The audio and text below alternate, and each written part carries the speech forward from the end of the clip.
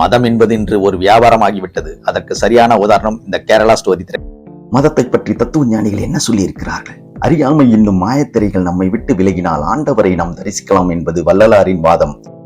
இந்த உலகம் இறைவனால் தோற்றுவிக்கப்படவில்லை, ஆனால் இந்த உலகை இயக்குபவன் இறைவனே என்கிறார் அரிஸ்டாட்டல்.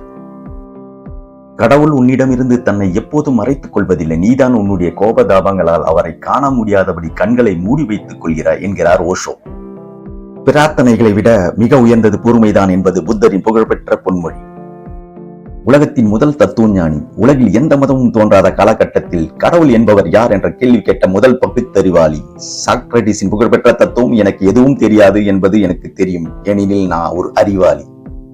உள்ளடக்கத்துடன் வாழ்வதே மிகப்பெரிய செல்வம். நல்லவர்களுக்கு சட்டங்கள் தேவையில்லை, ஏனெனில் அவர்கள் பொறுப்புடன் வாழ்வார்கள். கெட்டவர்கள் தங்களுக்கே உரிய சட்டத்தை உருவாக்கிக் கொள்வார்கள் என்பது பிளேட்டோவின் புகழ்பெற்ற தத்துவம்.